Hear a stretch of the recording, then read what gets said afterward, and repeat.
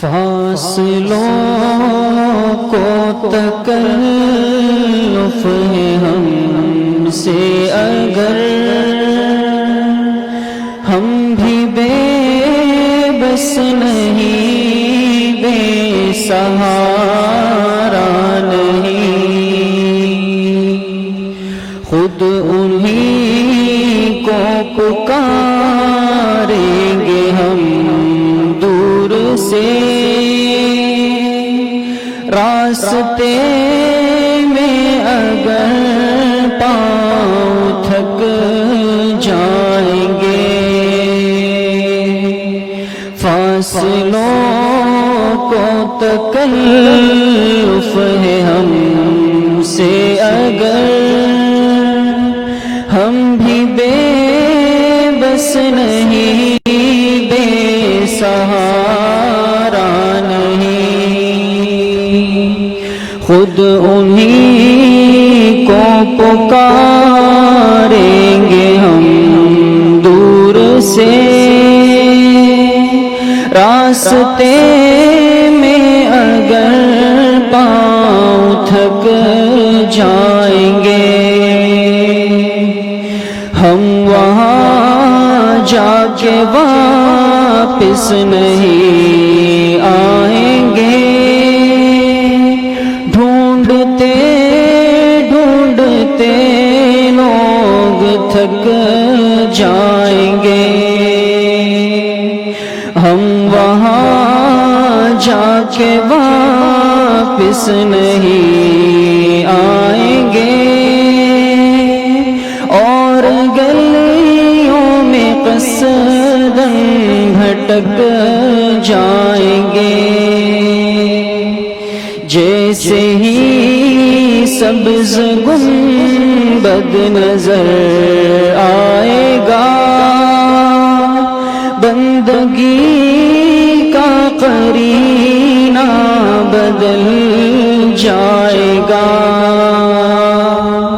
جیسے ہی سبز گنبد نظر آئے گا، بندگی کا قرینہ بدل جائے گا، سر جھکانے کی فرصت ملے گی کسے، خود ہی پلکوں سے سجدے چھلک جائیں گے، سر جھکانے کی فرصت ملے گی کسے، خود ہی پلکوں سے سجدے چھلک جائیں گے، ذکر آقا جہاں بھی کیا جائے گا، ذکر ان کا جہاں بھی کیا جائے گا، ذکر آقا جہاں بھی کیا جائے گا، ذکر ان کا جہاں بھی کیا جائے گا، نور ہی نور سینوں میں بھر جائے گا،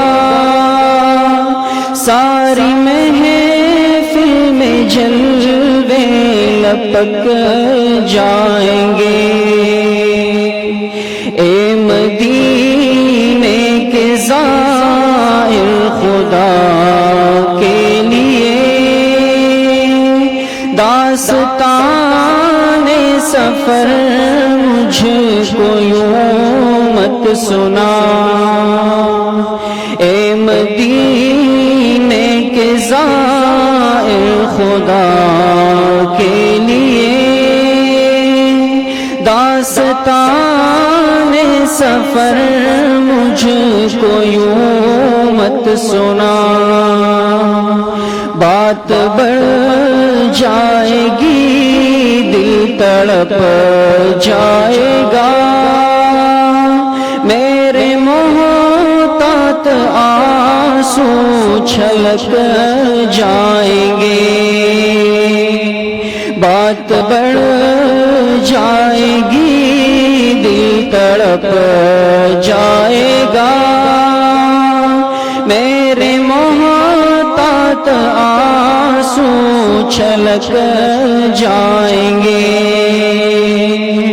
فاصلوں کو تکلف ہے ہم سے اگر، ہم بھی بے بس نہیں، بے سہارا نہیں، خود انہی کو پکاریں گے ہم دور سے، راستے میں اگر پاؤں تھک جائیں گے، خود انہی کو پکاریں گے ہم دور سے، راستے میں اگر پاؤں تھک جائیں گے، فاصلوں کو تکلف ہے ہم سے اگر، ہم بھی بے بس نہیں، بے سہارا نہیں۔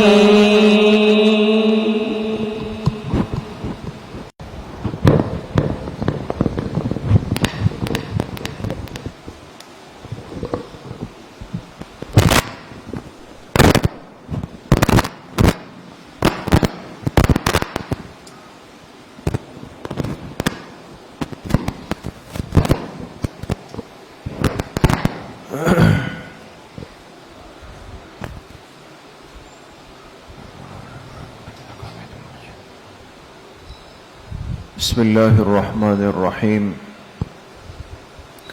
الحمد للہ وکفا وسلام علی عباده الذین اصطفى، خصوصا علی سید الرسل وخاتم الانبیاء وعلی آلہ واصحابہ الاتقیاء، اما بعد فاعوذ باللہ من الشیطان الرجیم، بسم اللہ الرحمن الرحیم، محمد رسول اللہ والذین معه اشداء علی الکفار رحماء بینہم، وقال النبی صلی اللہ علیہ وسلم، علیکم بسنتی وسنت الخلفاء الراشدین المہدیین، صدق اللہ وصدق رسولہ النبی الکریم، یا رب صل وسلم دائما ابدا علی حبیبک خیر الخلق کلہم۔ تمام حضرات ایک مرتبہ محبت و عقیدت سے درود شریف پڑھ لیں۔ اللہم صل علی محمد وعلی آل محمد کما صلیت علی ابراہیم وعلی آل ابراہیم انک حمید مجید، اللہم بارک علی محمد وعلی آل محمد کما بارکت علی ابراہیم وعلی آل ابراہیم انک حمید مجید۔ میرے نہایت ہی قابل قدر دوستوں، بھائیوں اور بزرگوں، الحمدللہ ہم اس مبارک سلسلے تاریخ اسلام کی 13ویں مجلس میں سب یہاں پر جمع ہیں۔ اللہ پاک آپ سب کے اس آنے کو، اس بیٹھنے کو، سننے اور سنانے کو اپنی بارگاہ عالیہ میں قبول فرمائیں، اور ہم سب حاضرین و حاضرات، سامعین و سامعات کے ظاہر و باطن کی اصلاح کا ذریعہ بنائیں۔ دین اسلام ایک مبارک اور زندہ دین ہے جس نے قیامت تک چلنا ہے، اور اس انسانیت کی نجات کا ایک واحد اور آخری راستہ ابھی وہ اسلام ہے۔ اس اسلام کی ایک روشن اور تابندہ تاریخ ہے۔ تاریخ کا ایک حصہ تو وہ ہے جو جناب نبی کریم صلی اللہ علیہ وسلم کی آمد سے پہلے کا ہے، جس کو زمانے جاہلیت کہا جاتا ہے، اس پہ ہم بات کر چکے۔ دوسرا حصہ تاریخ کا اہم ترین وہ ہے کہ جب اس جہالت کی، ظلم کی، فساد کی دنیا میں اولین و آخرین کے سردار محبوب کائنات سرکار دو عالم صلی اللہ علیہ وسلم کی بعثت ہوئی، آپ کو نبوت ملی، تو آپ کی جو کل مبارک زندگی اس دنیا میں ہے جس کو سیرت طیبہ کہا جاتا ہے، وہ اس تاریخ کا ایک اہم ترین حصہ ہے جس پہ ہم بات تفصیل سے کر چکے ہیں۔ جس دن آپ علیہ الصلوۃ والسلام نے اپنی حیات کے 63 سال اس عارضی دنیا میں پورے فرمائے اور 63 سال مکمل کر کے آپ قبر اطہر میں تشریف لے گئے، تو اس سے تاریخ کا ایک دوسرا سلسلہ شروع ہوا، اور اس سلسلے کو کیا کہا جاتا ہے؟ خلافت کہا جاتا ہے۔ نبوت کا سلسلہ ختم ہوا اور اس امت کے لیے خلافت کا سلسلہ شروع ہو گیا، اور خلافت کے سلسلے میں جو شروع کے 30 سال ہے، جو 30 سال ہے، اس 30 سالہ دور کو کیا کہا جاتا ہے؟ خلافت راشدہ کہا جاتا ہے۔ اس خلافت راشدہ کے پہلے منصب پر آنے والی ہستی کا نام کیا ہے دوستو؟ حضرت ابو بکر صدیق رضی اللہ تعالی عنہ۔ چونکہ یہ خلافت کے سلسلے کی پہلی ہستی ہے، ان سے اس کائنات میں نظام خلافت شروع ہوا، اور انہوں نے 2 سال 3 مہینے 10 دن کا مختصر ترین عرصہ، تھوڑا سا عرصہ ہے، لیکن اس میں حضور علیہ الصلوۃ والسلام کی صحبت اور آپ کی تربیت کو عملاً قیامت تک آنے والے انسان کے سامنے ایسے پیش کیا کہ آج تک دنیا ایسا پاکیزہ نظام پیش کرنے سے عاجز ہے۔ جب تک یہ امت اس ترتیب کی طرف دوبارہ نہیں جائے گی اور اسی پاکیزہ نظام کو دوبارہ قبول نہیں کرے گی، اس نے اسی طرح ٹکرے مارنی۔ اس لیے بہت ضروری ہے کہ آج ہم میں سے ہر کلمہ گو مسلمان کو علم ہو کہ خلافت راشدہ کہتے کس کو ہیں، اس میں اتنی برکتیں اللہ کی طرف سے کیوں اتری ہیں۔ حضرت ابو بکر صدیق رضی اللہ عنہ سے اس نظام کا آغاز ہوا، خلیفہ اول بن گئے۔ جب خلیفہ اول بن گئے، انہوں نے اپنے اس نظام کو چلانے کے لیے ایک ترتیب بنائی۔ اب ان کی زندگی کا ایک حصہ تو وہ ہے جو ولادت تا خلافت ہے، حضرت ابو بکر صدیق رضی اللہ عنہ کی پیدائش سے لے کر خلافت ملنے تک کا عرصہ۔ دوسرا حصہ وہ ہے جب خلافت مل گئی تو خلافت سے لے کر وفات تک۔ اس وقت ہمارا موضوع جو ہے دوستوں وہ یہ چل رہا ہے، خلافت تا وفات۔ اور آپ سے بار بار یہ بات عرض ہوئی جو آپ کو یاد ہو جانی چاہیے کہ آپ کی خلافت کا کل عرصہ کتنا ہے؟ 2 سال 3 مہینے 10 دن، یہ یاد رکھیں۔ 2 سال 3 مہینے 10 دن کل خلافت کا عرصہ ہے، پھر آپ بھی دنیا سے تشریف لے گئے۔ جی، آج ہم بات کریں گے چوتھے حصے پر کہ ان کے خلافت کا نظام شروع ہو گیا، اور خلافت کے نظام کو انہوں نے کس ترتیب اور نہج پر چلایا، اور جب خلافت شروع ہوئی تو کیا کیا فتنے اور حالات سامنے آئے۔ جی، دور خلافت میں جیسے ہی خلیفہ بنے، سب سے پہلے سب کو جمع کر کے ایک خطبہ ارشاد فرمایا۔ اس کے بعد خلافت کا ایک نظام قائم کیا، ایک ترتیب قائم کی۔ ایسے چلتا ہوا سلسلہ نہیں تھا، پورا ایک منظم، ایک مینجمنٹ جس کو کہتے ہیں، اس کے ساتھ خلافت کے نظام کو چلایا۔ اس پہ بھی ہم بات کر چکے ہیں۔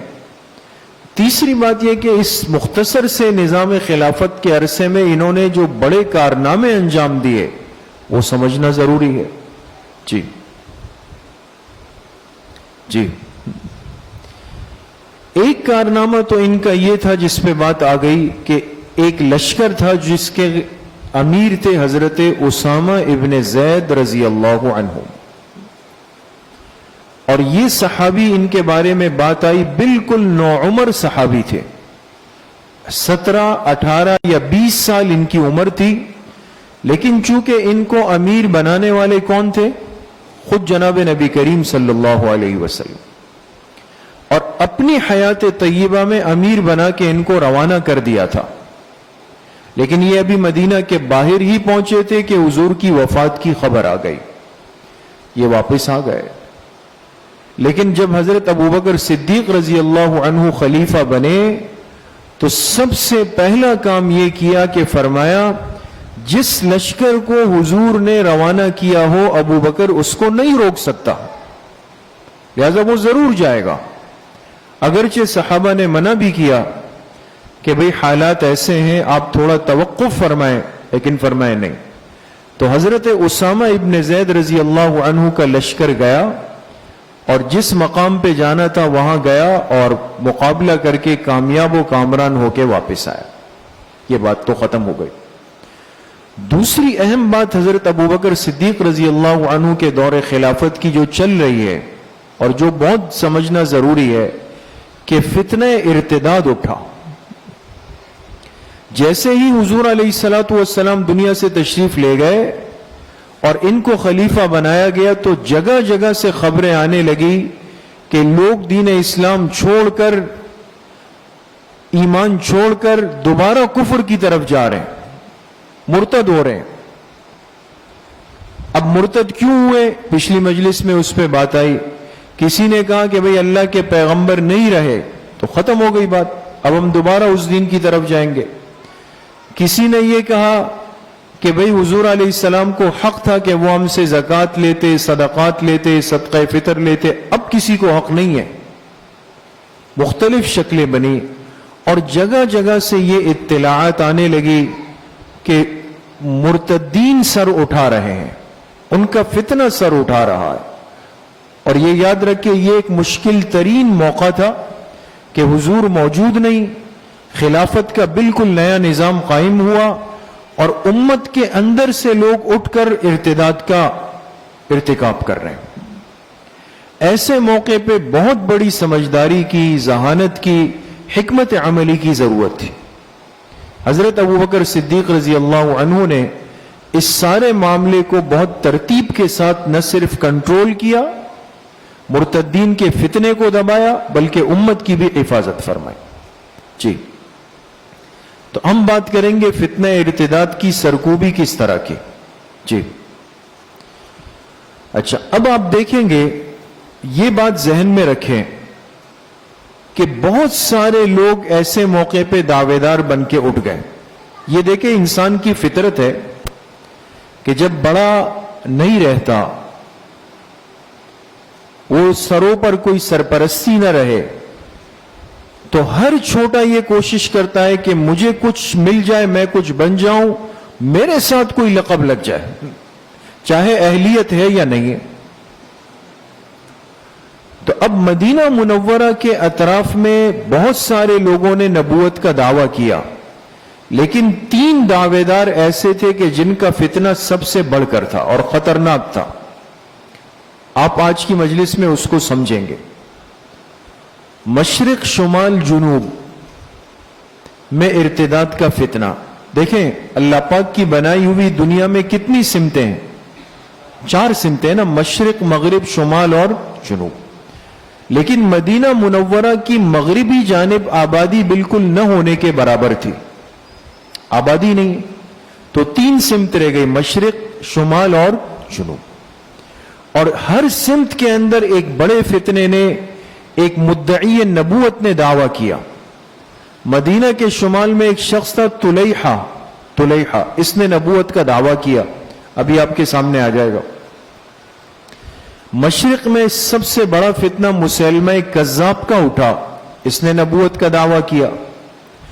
اور جنوب میں اسود عنسی نام کا ایک شخص اٹھا، اس نے نبوت کا دعویٰ کیا۔ یہ 3 بڑے بڑے ہیں، یہ شمال میں طلیحہ، مشرق میں مسیلمہ، جنوب میں اسود عنسی، اور چھوٹے چھوٹے ابھی آپ کے سامنے آئیں گے، وہ تو بہت سارے تھے۔ اب ان سب کو دبانا ہے، فتنے کو کنٹرول کرنا ہے، لیکن کیسے ترتیب پہ چلا جائے وہ آپ دیکھیں۔ جی، حضرت ابوبکر رضی اللہ عنہ کا ایمانی موقف۔ اب بیٹھ کے صحابہ سے مشورہ ہوا کیا کریں۔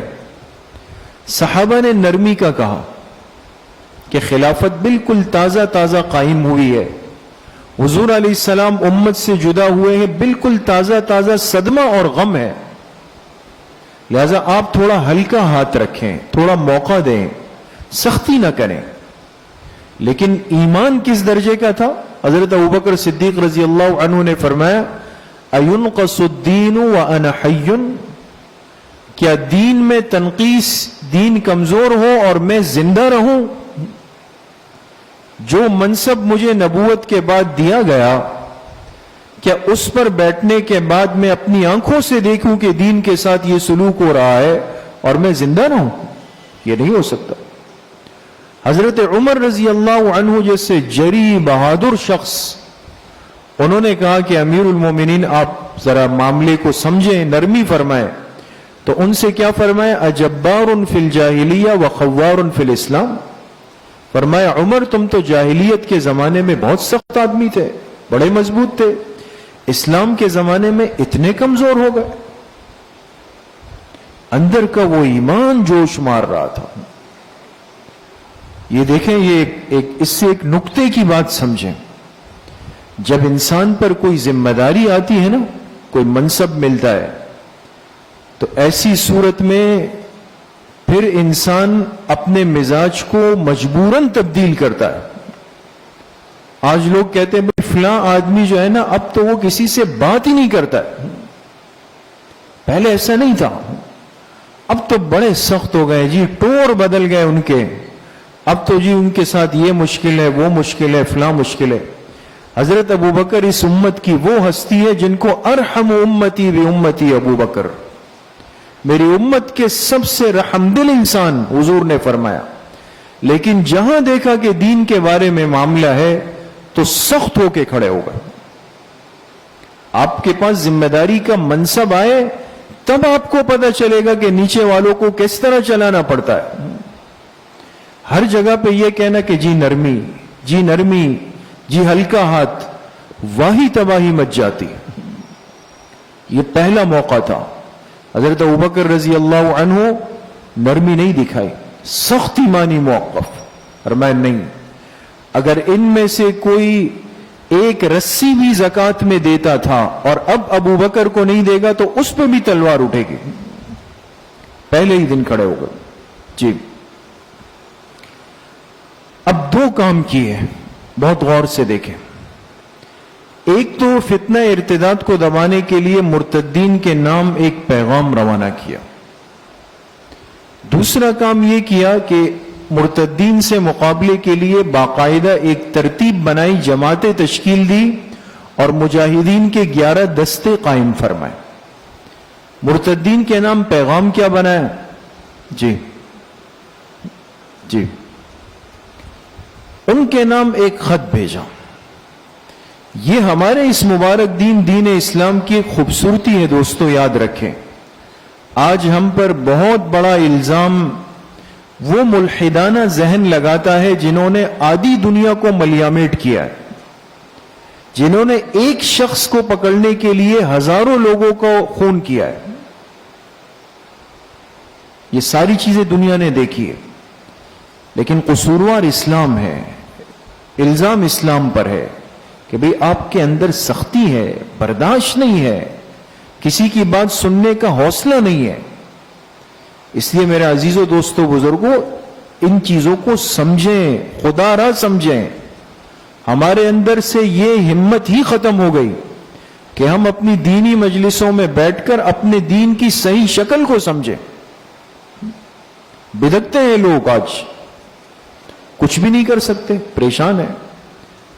اب مرتد جس نے دین کے خلاف کھلی بغاوت کی، باغی ہو گیا، لیکن آپ کا دین کیا کہتا ہے؟ فوراً جا کے سر پہ تلوار نہیں رکھی، پہلے ان کو دعوت دی، پیغام بھیجا، ان کو سمجھایا، دوبارہ ان کو رجوع کا راستہ دیا۔ فرمایا اللہ تعالیٰ نے اپنے پیغمبر صلی اللہ علیہ وسلم کو بھیجا، یہ حضرت ابوبکر کا پیغام جا رہا ہے، ہم ان پر ایمان لائے۔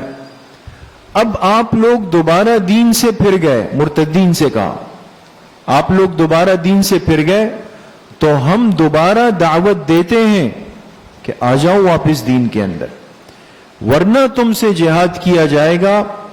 اور حضرت ابوبکر نے فرمایا کہ میرے اس پیغام کو عام کر دو۔ کل کو کوئی یہ کہے کہ جی ہمیں تو پتہ ہی نہیں چلا، مجھے تو نہیں پتا تھا کہ یہ بھی ہمیں راستہ دیا گیا، پہلے فرمایا اس کو عام کر دو، سب کو موقع دو، دعوت دو، دوبارہ دین کی طرف بلاؤ۔ لیکن جب اس کے باوجود بھی جو قبول کرنے پہ تیار نہیں ہوئے، اب مجبوری تھی کہ دوسرا قدم اٹھایا جائے۔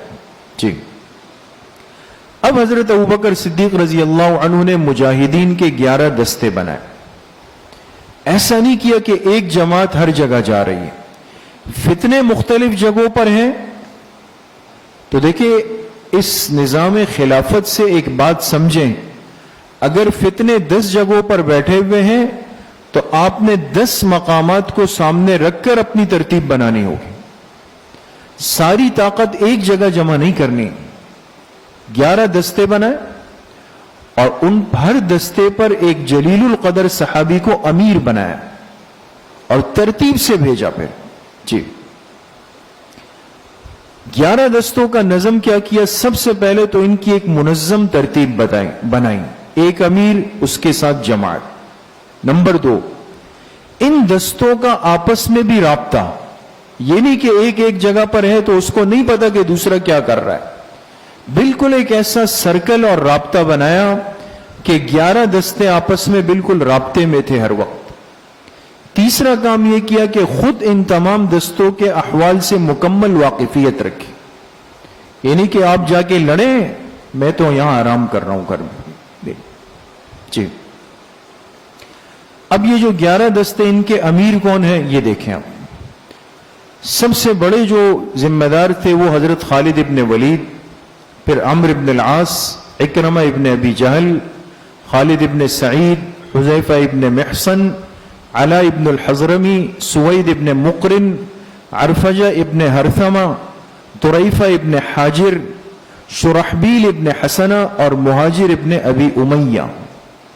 یہ 11 صحابی تھے، یہ بڑے صحابہ میں سے، ان کو ایک ایک جماعت دی اور ان کو ان کا امیر بنا دیا، لیکن ہر ایک کو بھیجا بھی ایک پوری ترتیب اور نظم کے ساتھ۔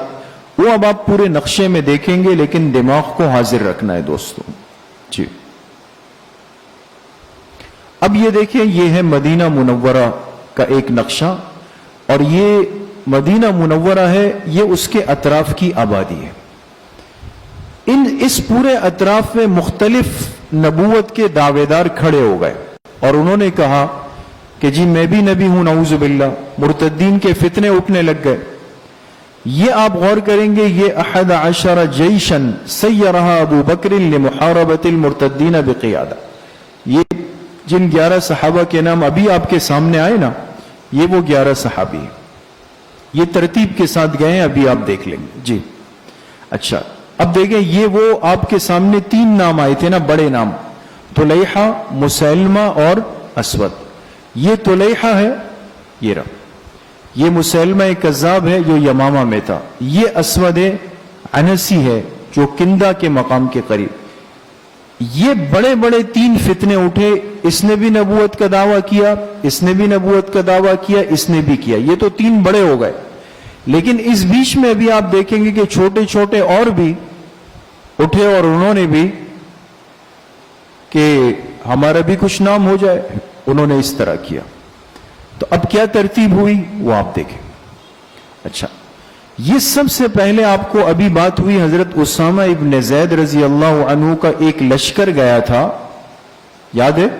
جب حضور علیہ السلام حیات تھے، آپ نے اپنی حیاتی میں یہ لشکر بھیجا تھا، اور یہ اسامہ ابن زید کا لشکر معان ایک جگہ ہے، معان، 40 دن یہاں مقابلہ کر کے کامیاب ہو کے واپس آ گیا تھا۔ یہ تو اس کی بات تھی، ختم۔ اچھا، دوسرے نمبر پہ اب یہ دیکھیں، عمرو ابن العاص وہ پہلے صحابی ہیں، ان کی تشکیل کہاں ہوئی مدینہ منورہ سے؟ یہ علاقہ ہے قضاعہ کا، قضاعہ دیکھ رہے ہیں دوستوں، یہ یہاں جانے والے صحابی کون تھے؟ عمرو ابن العاص رضی اللہ عنہ۔ یہ یہاں گئے اور یہاں پر مرتدین کے فتنے کو ختم کر کے واپس مدینہ منورہ آ گئے. جی. دوسرے نمبر پہ حضرت خالد ابن سعید ابن العاص، یہ دوسرے صحابی ہیں، یہ آپ دیکھ سکتے ہیں. ان کو مدینہ منورہ سے بھیجا. یہ معان کے قریب علاقہ تھا، مشارف شام کے نام سے. یہ شام کے قریبی علاقے ہیں دوستو. اس کو کہتے تھے مشارف شام. مشارف، اس مشارف شام میں خالد ابن سعید ابن العاص گئے اور یہاں جو مرتدین تھے ان سے جہاد کیا، ان کو ناکام کر کے ختم کر کے یہ بھی واپس آ گیا. یہاں پہ کوئی اتنا بڑا مقابلہ نہیں ہوا اور اتنی بڑی رکاوٹ پیش نہیں آئی. اب اصل مرحلہ اب شروع ہوگا دوستو. جی. اب تیسرے نمبر پہ حضرت خالد ابن ولید کو بھیجا اور سب سے مضبوط شخص طلیحہ اسدی کی طرف. یہ دیکھ رہے، یہ وہ آدمی تھا عرب میں کہ جس نے دعویٰ کیا تو اس کے ساتھ بہت سارے قبائل جمع ہو گئے اور نعوذ باللہ اس کو اپنا نبی تسلیم کیا، طلیحہ کو. لیکن جانے والے بھی حضرت خالد ابن ولید تھے جو سیف اللہ تھے، جن کا لقب اللہ کی تلوار تھا. تو وہ جب گئے تو انہوں نے طلیحہ کا پیچھا کیا. اس کو جب پتہ چلا کہ آنے والوں کے امیر خالد ابن ولید ہیں، یہ یہاں سے بھاگ کے شام چلا گیا. طلیحہ، یہاں بات غور سے سنیں، شام چلا گیا اور شام سے اس نے پیغام بھیجا حضرت خالد ابن ولید کو کہ جی غلطی ہو گئی اور میں دوبارہ سے ایمان میں آنا چاہتا ہوں، توبہ کرنا چاہتا ہوں. انہوں نے فرمایا جی بسم اللہ، ہم زبردستی تو قتل کرنے آئے نہیں ہیں، اگر آپ توبہ کرنا چاہتے ہیں تو بالکل آئیں. لہذا طلیحہ اسدی جو ہے اس نے توبہ کی اور ارتداد چھوڑا، دوبارہ اسلام کے اندر داخل ہو گئے. ٹھیک ہے. یہاں سے حضرت خالد ابن ولید دوبارہ آگے بھیجے گئے. مالک ابن نویرہ، یہ دیکھ رہے ہیں آپ دوستو، مالک ابن نویرہ یہ ایک شخص تھا اور چھوٹا سا. اس نے اپنے علاقے میں نبوت کا دعویٰ کیا. نبوت کا دعویٰ کیا. جب حضرت خالد ابن ولید گئے تو اس کو لگا کہ شاید میرے ماننے والے ایسے بڑے بہادر لوگ ہیں کہ میں سب کچھ کر سکتا ہوں. مقابلے پہ آیا اور نتیجہ یہ ہوا کہ حضرت خالد ابن ولید نے اس کو اور اس کے تمام ساتھیوں کو قتل کر دیا. ختم. یہ فتنے کو اسی جگہ پہ مٹا دیا. یہاں سے حضرت خالد ابن ولید کی تیسری تشکیل ہوئی. یہ سجاح نظر آ رہا ہے، یہ سجاح. یہ سجاح ایک عورت ہے دوستو، بہت غور سے سنیں. آپ حیران ہوں گے کہ اس دنیا میں نبوت کے دعوے کرنے والوں میں ایک عورت بھی شامل ہے. یہ سجاح نامی عورت تھی اور اس نے نبوت کا دعویٰ کیا کہ میں نبی ہوں. اس کو کہا گیا کہ حضور علیہ الصلوۃ والسلام نے تو واضح طور پہ فرمایا کہ انا خاتم النبیین لا نبی بعدی. تو اس نے کہا تم لوگوں نے حدیث سمجھی نہیں. اب دیکھیں دلیل دیکھیں کہ حدیث میں حضور فرما رہے لا نبی بعدی، اور لفظ نبی مذکر کے لیے آتا ہے، مؤنث کے لیے نبیتا. اگر عورت کی نفی بھی ہوتی تو اللہ کے پیغمبر فرمائے لا نبی بعدی ولا نبیت بعدی، تو میں تو نبیہ ہوں، تو میری تو نفی نہیں ہے. خیر اس نے جوڑ توڑ کی کوشش کی، لیکن حضرت خالد ابن ولید رضی اللہ عنہ نے ان سے بھرپور مقابلہ کیا اور یہاں ایک بھرپور جنگ ہوئی اور جس میں ان سب کو تہہ تیغ کر کے ختم کر دیا گیا. یہ تین بڑے معرکے. اس کے بعد ہے عکرمہ ابن ابی جہل. یہ خیال رکھیں کہ یہاں پہ حضرت خالد ابن ولید کتنے مقامات پہ گئے؟ 3 مقامات پہ، ذہن میں رکھیں. لیکن یہاں پہنچنے کے بعد حضرت ابو بکر نے ان کو واپس نہیں بلایا، کہا آپ وہیں پر رہیں، میرے اگلے پیغام کے منتظر رہیں. اب غور کیجئے گا دوستو، حضرت خالد یہیں پہ ہے اور ایک اور صحابی عکرمہ ابن ابی جہل کی تشکیل ہو گئی اور مدینہ منورہ سے ان کو بھیجا یمامہ کی طرف، جہاں دوسرا بہت بڑا فتنہ کھڑا تھا. کس کا؟ مسیلمہ کذاب کا. یہ طلیحہ کے بعد دوسرے نمبر کا بہت بڑا فتنہ تھا مسیلمہ کذاب. یہاں حضرت ابوبکر نے عکرمہ ابن ابی جہل کو بھیجا، لیکن بھیجتے وقت ان سے کہا کہ تم جاؤ ضرور، لیکن لڑنا مت جب تک میری طرف سے اجازت نہ آ جائے، ابتدا مت کرنا۔ لیکن اکرمہ ابن ابی جہل جب یہاں پہنچے، انسان ہے، آپس میں گرما گرمی ہو گئی کچھ، اور انہوں نے تلوار اٹھا دی، اور نتیجہ وہی ہوا کہ اکرمہ ابن ابی جہل نے نقصان اٹھا لیا، نقصان ہو گیا۔ جب مدینہ خبر آئی تو یہاں سے حضرت ابو بکر رضی اللہ عنہ نے شرحبیل ابن حسنہ رضی اللہ عنہ، اس صحابی کو مدینہ منورہ سے روانہ کیا کہ جاؤ اور یمامہ میں اکرمہ کی مدد کرو، اس لیے کہ ان کو نقصان ہو گیا ہے۔ تو شرحبیل کو ان کے پیچھے بھیجا، اور شرحبیل بھی یہاں پر آ گئے، سمجھ گئے؟ لیکن یہ فتنہ معمولی نہیں تھا مسیلمہ کذاب کا، یہ بہت خطرناک ترین فتنہ تھا۔ اس کے بعد کیا ہوا؟ اس کے بعد طریفہ ابن حاجر رضی اللہ عنہ ہے، صحابی ہے، ان کو حضرت ابو بکر صدیق رضی اللہ عنہ نے مدینہ سے اسی یمامہ کی طرف بھیجا۔ یعنی آپ اندازہ لگائیں کہ کتنے امیر ایک وقت میں وہاں جمع ہو گئے؟ 3 امیر جمع ہو گئے۔ یہ معمولی فتنہ نہیں تھا، اور ان کی تعداد بھی زیادہ اور بڑے مضبوط پکے کہ نہیں جی ہمارا تو حصہ ہے نبوت کے اندر۔ تو 3 امیر گئے ان کے مقابلے کے لیے۔ اس کے بعد حضرت ابو بکر صدیق رضی اللہ عنہ نے، یہاں حضرت خالد ابن ولید موجود تھے، ان سے کہا کہ آپ بھی جا کر ان کی اعانت کریں۔ وہ چوتھے امیر بھی یہاں پر آ گئے، اور پھر یہاں گھمسان کی ایک جنگ ہوئی ہے بڑی زبردست، اور اس لڑائی کے اندر جب 4 لشکر ایک ساتھ جمع ہو گئے، 4 بڑے بڑے امیر اور خالد ابن ولید رضی اللہ عنہ، تو مسیلمہ کذاب سمجھ گیا کہ اب خیر نہیں، یہ بھاگا اور جا کر ایک باغ تھا اس کے اندر داخل ہو کے دروازے بند کر دیے، اور اس کی اونچی اونچی دیواریں۔ اب ساری جماعتیں باہر کھڑی ہے اور مسیلمہ اندر چھپا ہوا ہے۔ صحابہ کی بڑی قربانی ہے دوست۔ اب کیا کریں؟ ایک صحابی ہے برا ابن مالک رضی اللہ عنہ، انہوں نے کہا حضرت خالد ابن ولید کو کہ آپ ایسا کریں کہ کسی ذریعے سے مجھے اٹھا دیں اور اندر دیوار سے پھینک دیں، میں اگلی طرف جب گروں گا تو کسی نہ کسی طریقے سے میں دروازہ کھول دوں گا، بس آپ اتنی مہربانی فرما۔ اب اتنی بڑی جگہ سے کوئی گرے، اپنے آپ کو خود پیش کیا مالک ابن برا۔ خیر حضرت مالک ابن برا کو، برا ابن مالک رضی اللہ عنہ کو اس دیوار سے پھینکا گیا، یہ گئے اور جا کے اندر سے دروازہ کھول دیا۔ جب دروازہ کھولا تو صحابہ داخل ہوئے، لیکن سب سے پہل کرنے والے خوش نصیب کون تھے؟ حضرت وحشی ابن حرب رضی اللہ عنہ، حضرت وحشی۔ اور یہ گئے اور انہوں نے ایک نیزہ مار کے مسیلمہ کذاب کو قتل کر دیا۔ اور آپ کو یاد ہوگا کہ یہ حضرت وحشی کون ہے؟ یہ وہی شخص ہے جس نے حضور علیہ السلام کے محبوب چچا حضرت حمزہ رضی اللہ عنہ کو احد میں شہید کر دیا تھا، اور حضور علیہ السلام کو بڑا صدمہ تھا، تو فرمایا کرتے تھے حضرت وحشی کہ میرے دل پر ایک بوجھ تھا ساری زندگی کہ میری وجہ سے حضور کے دل کو صدمہ پہنچا ہے، تو میں نے عزم کیا تھا کہ اب ایسا ایک کام ضرور کر کے دنیا سے جاؤں گا کہ جس سے حضور علیہ السلام کو ان کی قبر مبارک میں تسکین پہنچا۔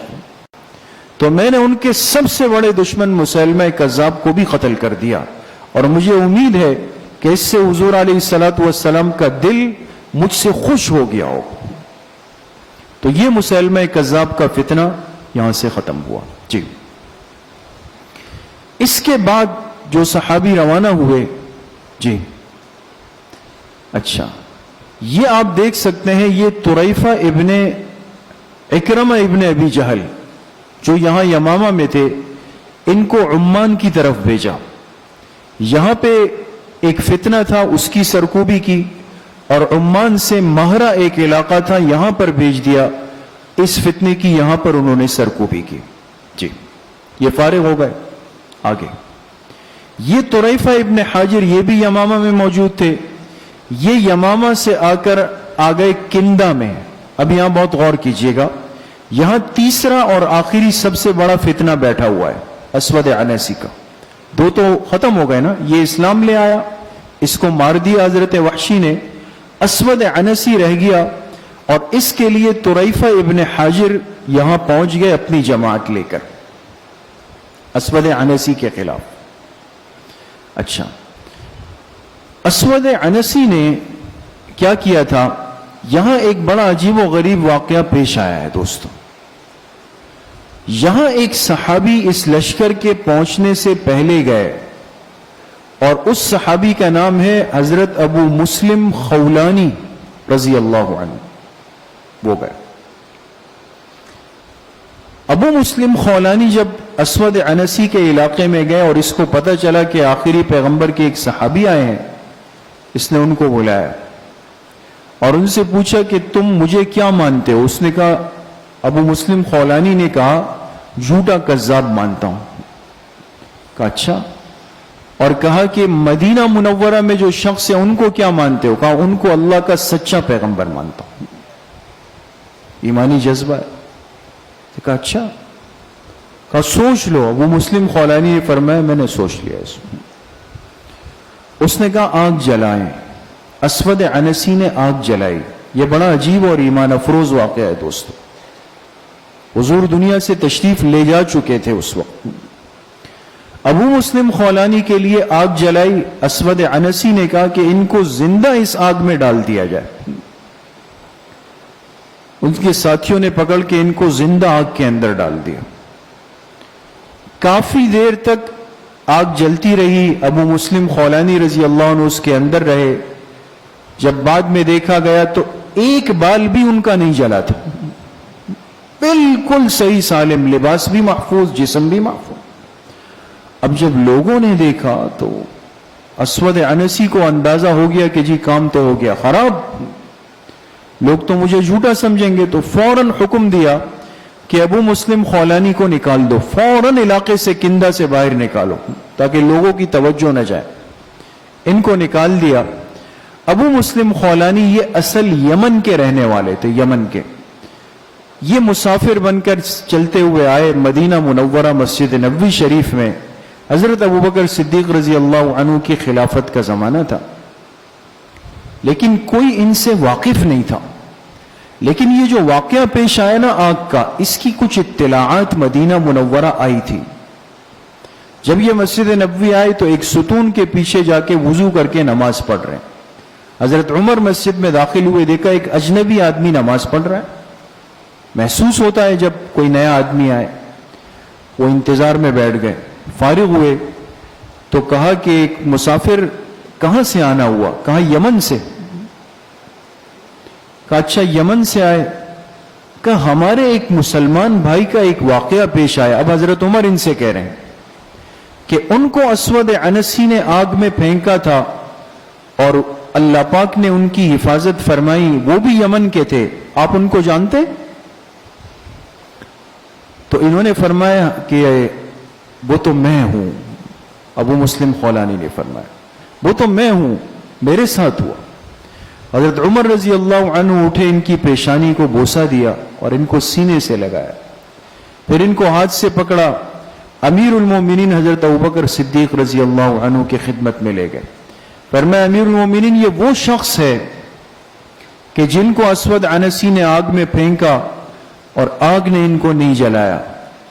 تو حضرت ابوبکر صدیق رضی اللہ عنہ کھڑے ہوئے اور یہ تاریخی جملہ کہا کہ اللہ کا شکر ہے ہم نے اپنی آنکھوں سے اس شخص کو دیکھ لیا کہ جس کے ساتھ اللہ نے وہ معاملہ کیا جو اللہ نے حضرت ابراہیم علیہ السلام کے ساتھ فرمایا تھا. جس طرح ان کی حفاظت کی, ان کی حفاظت کی. فرمایا شکر ہے ہماری آنکھوں نے ایسے شخص کو دیکھ لیا. تو یہ واقعہ یہاں پیش آیا. تو اسود عنسی کے ساتھ طریفہ ابن حاجر, ان کا بھرپور مقابلہ ہوا اور ان کو بھی شکست ہوئی, یہ ناکام ہو گئے. جی, یہ علا ابن حضرمی رضی اللہ عنہ, مدینہ منورہ سے ان کی تشکیل ہوئی. بحرین کا علاقہ ہے, اس کے ساتھ ہے دارین. بحرین کے اندر ایک شخص نے نبوت کا دعویٰ کیا. بحرین میں. علا ابن حضرمی وہاں پہنچ گئے اور اللہ کی شان یہاں ایک عجیب و غریب بات ہو گئی. یہ لوگ جب پہنچے رات ہو رہی تھی, سب نے اپنے اونٹوں کو قریب میں باندھ دیا اور سو گئے کہ اب فجر میں اٹھیں گے تو آگے چلیں گے. جب فجر ہوئی سب اٹھ گئے, وضو کیا تو دیکھا کہ سب کے اونٹ جس پہ سامان اناج لدا ہوا سب غائب ہو چکا, کچھ بھی نہیں ہے اس میں, سب جا چکا ہے. اب سب پریشان ہو گئے, اور خاص طور پہ چونکہ امیر کی ذمہ داری ہوتی ہے تو سب پریشان ہو کر ان کے پاس آئے. تو علا ابن حضرمی نے فرمایا کہ تم کیوں پریشان ہو؟ کیا اس وجہ سے کہ اللہ پاک تمہیں بھوک سے مار دیں گے؟ تم اللہ کے آخری پیغمبر کی ختم نبوت کی حفاظت کے لیے نکلے ہو, اللہ پاک تم کو ضائع نہیں فرمائیں گے. فرمایا چلو اٹھو اللہ پاک سے دعا کرتے ہیں. صحیح روایات میں علا ابن حضرمی نے دعا کرانا شروع کی اور جماعت نے آمین کہنا شروع کی. اسی مقام پہ اللہ پاک نے پانی کا ایک چشمہ جاری فرمایا ان کی دعا سے. دعا میں تو بڑی طاقت ہے. آج تو چونکہ ہم مادیت پسند لوگ ہیں نا, تو ان چیزوں کو کہتے ہیں یہ قصے کہانیاں ہیں, نعوذ باللہ. دعا کی طاقت کا ہی نہیں پتا. اور جب انہوں نے اس چشمے کا پانی پیا تو کیا دیکھا کہ سامنے سے اونٹ آ رہے ہیں, جو ان کے اونٹ غائب ہو گئے, سارا سامان لدا ہوا ہے اس پہ, وہ بھی مل گیا. خیر, جس قوم کے تعاقب میں گئے تو دارین علاقہ ہے, دارین تک ان کا پیچھا کیا اور ان کو شکست دے کر سب کو قتل کر کے یہ لوگ بھی واپس آ گئے. جی. اس کے بعد یہ حذیفہ ابن محسن رضی اللہ عنہ, یہ صحابی ہے. ان کی تشکیل ہوتی ہے مدینہ منورہ سے. یہ دبا نامی علاقہ ہے. آپ اندازہ لگا سکتے ہیں, یہ تو نقشہ ہے نا, تو ایسا لگ رہا ہے جیسے 5 منٹ میں یہاں پہنچ گئے ہوں گے. یہ ایک جگہ سے دوسری جگہ پر درمیان میں طویل و عریض ہزاروں میل کے فاصلے. دبا علاقے میں آئے اور یہاں ایک شخص تھا نواب قسم کا, اس نے نبوت کا دعویٰ کیا.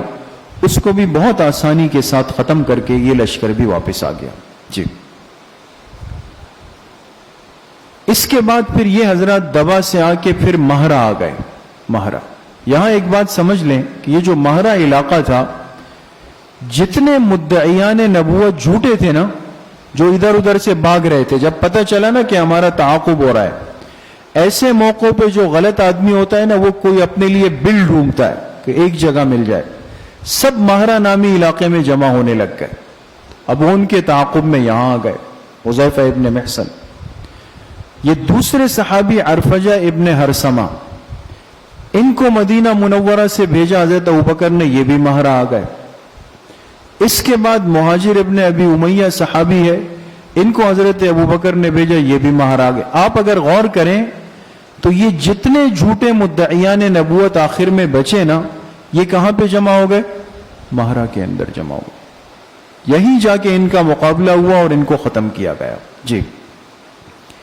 یہ ہے سوید ابن مقرن صحابی ہے, ان کی تشکیل بھی مدینہ منورہ سے ہوئی. عدن, بالکل یہ عدن یہ ساحلی پٹی تھی, یہاں ایک شخص نے نبوت کا دعویٰ کیا اور سوید ابن مقرن نے آ کر یہاں اس کا مقابلہ کر کے اس کو ختم کیا.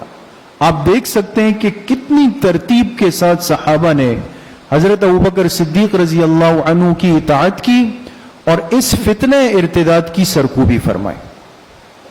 جی. یہ آپ دیکھ سکتے ہیں, یہ ایک نقشہ ہے, یہ سارے لشکروں کی ترتیب ہے, اور یہ آپ دیکھ سکتے ہیں کہ مدینہ منورہ کے مرکز سے کہاں کہاں تک صحابہ کی جماعتیں گئی ہے اور فتنوں کی سرکوبی انہوں نے کی. اس لیے میرے عزیزوں, دوستوں, بزرگوں, ختم نبوت چھوٹا مسئلہ نہیں ہے. جب تک اس مسئلے کی حفاظت نہیں ہو سکتی, امت محفوظ نہیں ہو سکتی. دوستوں, دنیا کا اور دین کا ہر شعبہ وہ اس عقیدے کے محفوظ ہونے پر موقوف ہے.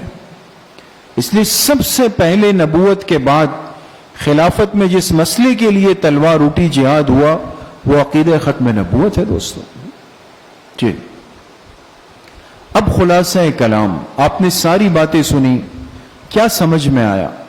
حضرت ابو بکر صدیق رضی اللہ عنہ حالات سے متاثر نہیں ہوئے، ہے نا، بلکہ ایمانی نظریے کے ساتھ فتنوں کا بھرپور مقابلہ کیا، ثابت کر دیا کہ اللہ کی طاقت ہر چیز پہ غالب ہے۔ اپنے ایمان کی حفاظت ضروری ہے، زبان کے غلط استعمال سے بچا جائے اور خاتمہ بالخیر کی دعا کی جائے۔ آج ہم ان چیزوں کو بالکل عارضی اور ادنا سمجھتے ہیں۔ مادیت سے، دنیا کی طاقتوں سے، دنیا کی چیزوں سے آج کا مسلمان اتنا مرعوب ہے کہ اگر آج مجھے انگلش نہیں آتی، میں انگلش بول نہیں سکتا، پڑھ نہیں سکتا، ایک احساس کمتری میں ہوں کہ جی میرا بنے گا کیا، میری اولاد کا کیا بنے گا جی۔ چاہے ان کو قرآن نہیں آتا، نماز نہیں آتی، دعائے قنوت نہیں آتی، نماز جنازہ یاد نہیں، کوئی پرواہ نہیں، لیکن اس کو دنیا کے ساتھ چلانا ہے، ضرور چلانا ہے، لیکن ایمان کو مقدم رکھ کے چلانا ہے دوستو۔ جی، آپ علیہ السلام کا ارشاد کردہ نسخہ، اس امت کا ایمان کیسے محفوظ ہوگا؟ دیکھیں، آپ نے فرمایا نمازوں کی پابندی کرو، دوسرا ایک دعا سکھائی، اللہم انی اعوذ بکا من فتنۃ المحیا والممات، اے اللہ میں آپ کی پناہ مانگتا ہوں زندگی اور موت کے فتنوں سے۔ یہ آج زندگی کے فتنے ہمارے ساتھ جڑے ہوئے، کوئی مال کے پیچھے بھاگ رہا ہے، کوئی منصب کے پیچھے بھاگ رہا ہے، کوئی عہدے اور نام کے پیچھے بھاگ رہا ہے، چاہے ایمان کے ساتھ کوئی بھی ہوتا رہے، سلوک ہوتا رہے، اس کی کوئی پرواہ نہیں ہے دوست۔ اس لیے میرے عزیزو دوستو بزرگو، ایمان کی حفاظت کے لیے نمازوں کی پابندی، اور مرد نماز کہاں پہ ادا کریں گے؟ مسجدوں کے اندر، گھروں میں نہیں۔ گھر میں مستورات نے نماز پڑھنی ہے دوستو۔ جس طرح ہم کہتے ہیں فلاں کو کہ بھئی یہ تو عورتوں والے کام ہے جی، یہ تو عورتوں والے کام کر رہا ہے، تو یہ جو ہم نمازوں کی نمازیں گھروں میں پڑھ رہے ہیں یہ عورتوں والے کام نہیں ہے۔ یہاں تو ہمیں غیرت نہیں آتی، اس لیے بلا عذر جماعت کی نماز چھوڑنا یہ ایمان کی کمزوری کی ابتدا ہوتی ہے۔ پھر مسنون دعا سکھائی، آپ ساتھی میرے ساتھ ایک مرتبہ پڑھ لیں، اللہم انی اعوذ بکا من فتنۃ المحیا والممات۔ تو اس دعا کو بھی یاد کریں اور عہد کریں آج کی مجلس میں کہ انشاءاللہ آئندہ سے باجماعت 5 وقت کی نماز مسجد میں تکبیر اولیٰ میں صف اول میں پڑھنے کا اہتمام کریں گے۔ اللہ کریم مجھے بھی آپ سب کو صحیح عمل کی توفیق نصیب فرمائے۔ انشاءاللہ ہمارا آئندہ موضوع وہ 5واں حصہ ہوگا، خلافت تا وفات۔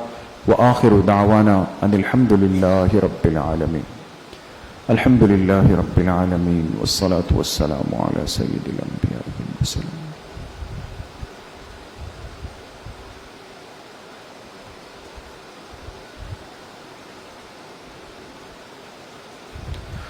وصلی اللہ وسلم علی نبینا محمد وآلہ واصحابہ اجمعین برحمتک یا ارحم الراحمین۔ السلام علیکم۔